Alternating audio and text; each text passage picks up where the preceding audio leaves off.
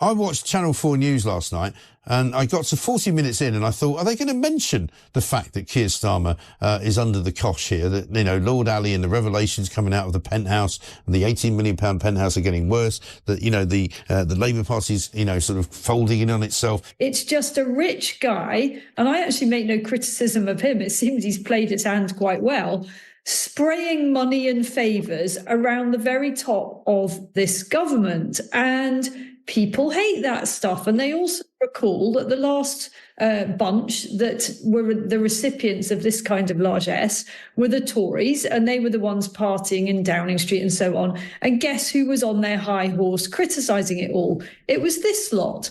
The political class often behave as though the rules don't apply to them, as if they're beyond scrutiny. Yet this week, that perception began to unravel.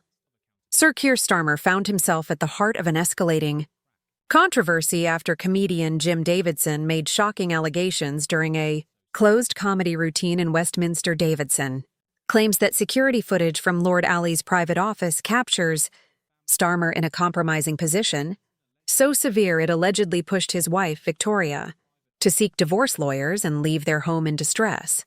Multiple private sources insist the video was shown to her at a charity gathering, and since that moment she has not been spotted in public. Downing Street has formally dismissed the account as baseless. Still, behind the scenes, unease is mounting. Starmer's aides have begun issuing cease and desist notices, threatening lawsuits, and pressuring tech companies to erase any trace of the claims from their platforms. It seems the Labour leader is leveraging every ounce of his authority to crush the narrative and intimidate anyone willing to raise their voice. You went from being, one of the most beloved TV comedians. How did it feel as it's the sort of cancel culture rose and the news stopped? How were you perceived differently by the media, I suppose? Well, it didn't bother me that much because I thought it was their problem. I thought it was them that were, they're wrong, they're mad. Okay, I didn't. Davidson refuses to retreat. After viewing the video, he described it as physically revolting. It's a heavy allegation, one that cuts deeper because of who it targets.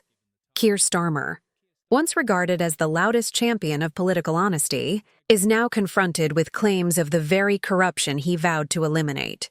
Labour figures are growing increasingly unsettled. Some are even whispering about ways to remove Starmer, seeing him not only as a burden, but as the greatest danger to the party's prospects and perhaps to the country. And just when many assumed Jim Davidson would vanish from the debate, he reappeared with a final blistering strike, accusing Starmer of being a prime minister with a benefactor who is also sheltering bogus asylum seekers. And that is, for me, possibly the worst and most damaging aspect of this story. That this is a guy who is leading our country, who is the representative of the United Kingdom at the United Nations. He's not the head of state, but he's, the leader of the nation. He has lived a complete lie. I mean, I've said earlier today in the show, I don't know what he gets up to with Lord Ali. I don't know what he does for hours and hours on end at this flat that they seem to be happy to share. People are becoming increasingly angry with Keir Starmer and his party as more revelations surface about his connection to Lord Ali and the questionable activities tied to that luxury penthouse. What's fueling even greater public outrage is how mainstream outlets such as Channel 4 and the BBC appear to be sidestepping the story entirely, raising sharp concerns about their impartiality. To many, it feels like a coordinated attempt to shield Starmer from proper accountability. The relationship between Starmer and Lord Ali, particularly the way the penthouse has been used for political gatherings, hasn't escaped attention. And when Labour figures like Wes Streeting are spotted holding fundraising functions there, it only deepens the suspicion that something isn't right. In that very same penthouse? In the same penthouse. I mean, this is unbelievable to me. So I think there is something bigger going on here, and it's annoying because I don't know what it is. And I know that the lobby of political journalists at Westminster feel the same. All of us instinctively feel that there is some big fact here that we're not being made. I mean, I'm going to ask the question because nobody else will. Is it some kind of sex thing, do you think? So there have long been rumours about Keir Starmer's private life, and they certainly aren't to do with any kind of doubts over his sexuality, if I can put it delicately. They are to do with his past. People are particularly angered by a donation tied to climate policy that wasn't properly declared. Making matters worse, Keir Starmer was seen recording public statements from Lord Ali's luxury penthouse while creating the impression he was at his own residence. This has triggered sharp concerns about transparency, not only regarding Starmer himself, but also within Labour's senior leadership. Perhaps the most alarming element of all this is the rising distrust among voters. Although some of the more personal claims remain unconfirmed, there's a persistent feeling that the full truth isn't being shared. Commentators like Isabel Oakeshott have openly hinted that parts of Starmer's past are being concealed by the press, further heightening public suspicion that something significant is being hidden. Public figures, like Isabel Oakeshott, have openly suggested that parts of Starmer's past are being kept under wraps by the media, only deepening the public's concern that something important is being hidden. Because it's really quite easily understood. It's just a rich guy, and I actually make no criticism of him. It seems he's played his hand quite well, spraying money and favours around the very top of this government. And people hate that stuff. And they also recall that the last bunch that were the recipients of this kind of largesse were the Tories, and they were the ones partying in Downing Street and so on. And guess who was on their high horse criticising it all? It was this lot. Once again, Keir Starmer's leadership is facing scrutiny, this time over his links to Lord Ali and the use of a lavish $18 million penthouse. The whole affair has ignited a wave of public anger, with many sensing that something deeper, and perhaps more troubling, lies beneath the surface. There's a growing impression that the pieces simply don't fit. The uproar began when Starmer justified staying in Lord Ali's luxury flat, saying it was so his son could prepare for GCSE exams. But here's the issue. The timeline doesn't line up.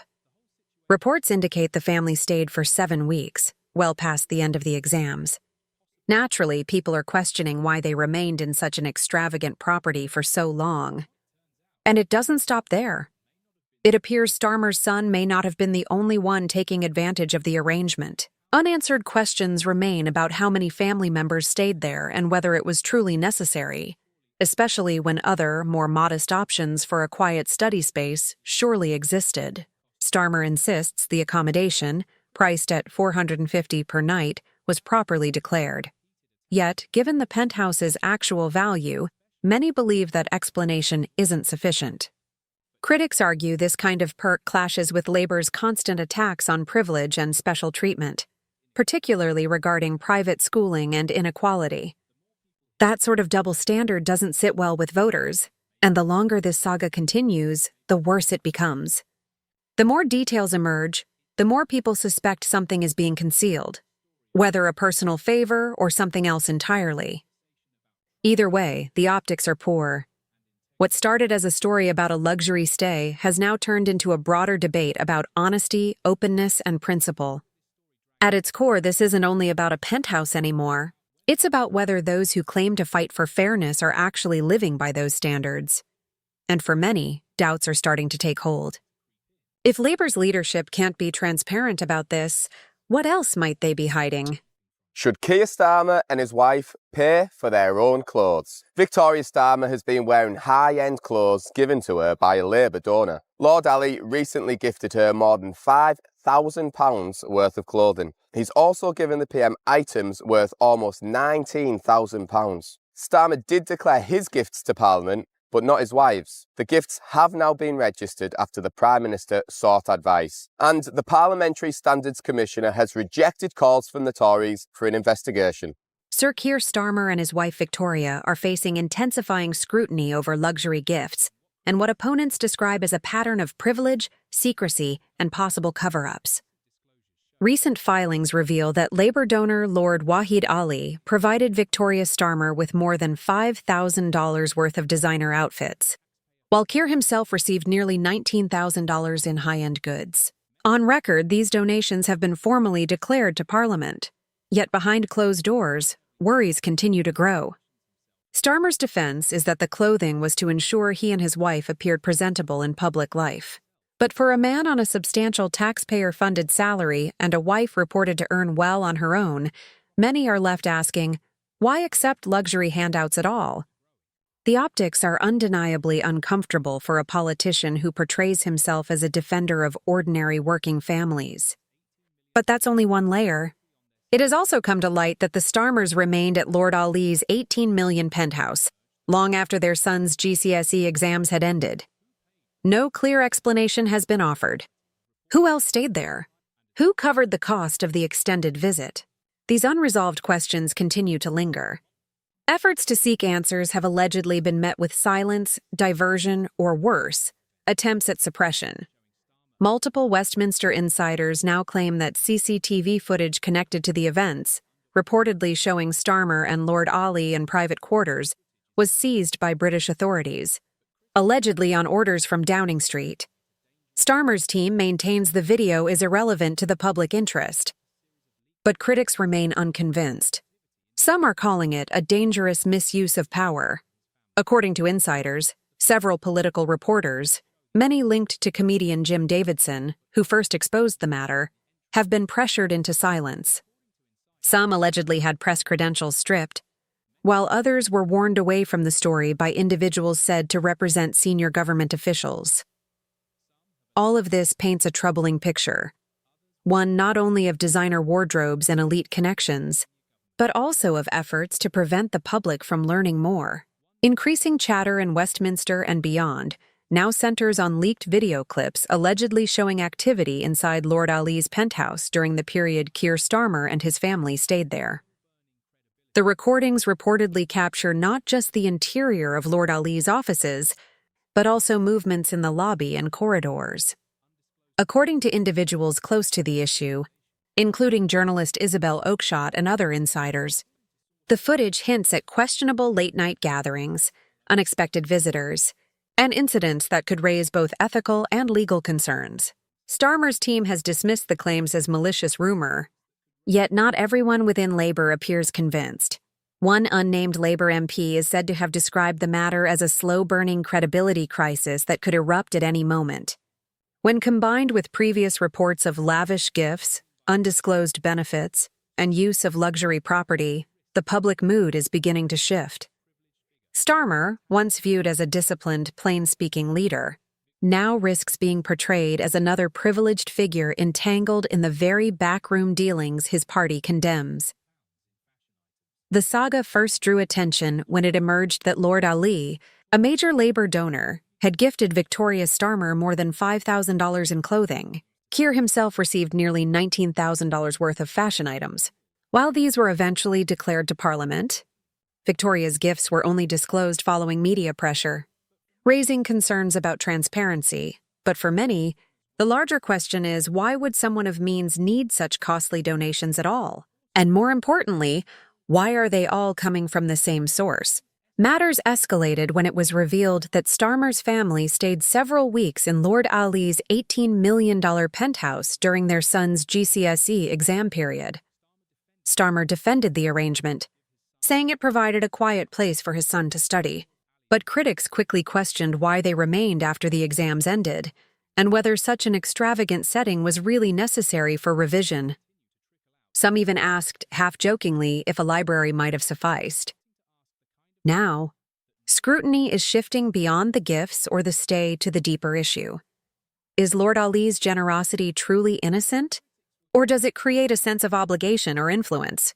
Given Lord Ali's prominent role as a party donor, it's not difficult to see why suspicions of political favor have arisen. As new revelations surface and MPs privately voice unease, the British public is beginning to raise the kind of question no leader wants to hear. Who is Keir Starmer really serving? And why do these controversies keep piling up? Don't go near anything. Don't take anything for free, just in case. It's also, this is like is this the only billionaire that supports Labour? I think it's a bit sad that he seems to, this Ali. Yeah, he's buying them clothes, he's like, buying them food. They've got no one else to go, because they said, oh, was it, what's his first name? Is his first name Ali? Yeah, no, his surname's Ali. Lord Ali. Lord is his first name. I was looking for it was Lord, yes. Lord Ali. Yes. They were like, well, is it Lord Ali's fight? He's like, yeah, of course it is. So he's the only donor at this point. It seems so. They would all starve without him. Lord Ali must be sat there and his phone rings. He's like, oh, Starmer again. He's just going to give him the bank details and let him get on with it. Let's talk about optics, because they do matter.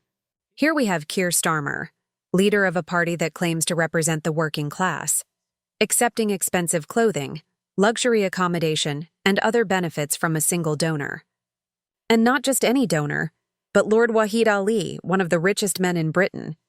Online, people didn't hold back. Social media exploded with jokes, with some even branding Ali as Starmer's sugar daddy, a phrase that spread quickly across platforms. Whether these gifts were simple tokens of friendship or something more calculated, the public is questioning it. And who can really blame them? When a politician repeatedly accepts extravagant perks, it inevitably sparks doubt. This isn't about a thank you bottle of wine. It looks more like an entire lifestyle being bankrolled. And for someone who insists he's standing up for everyday people, it feels off. The bigger issue here? Trust. Every fresh revelation only seems to make the story murkier. And the explanations offered so far haven't exactly reassured anyone. Instead, the scandal keeps growing, and public confidence continues to fade. People are exhausted. Exhausted by double standards. Exhausted by leaders who claim the moral high ground while quietly playing by another set of rules. Whether Starmer can survive this storm is still uncertain. But one thing is clear, the public isn't buying the polished sound bites anymore. We'd love to hear your thoughts in the comments below. And if you enjoyed this video, don't forget to give it a like and subscribe to our channel for more in-depth content. Thanks for watching, and see you in the next one.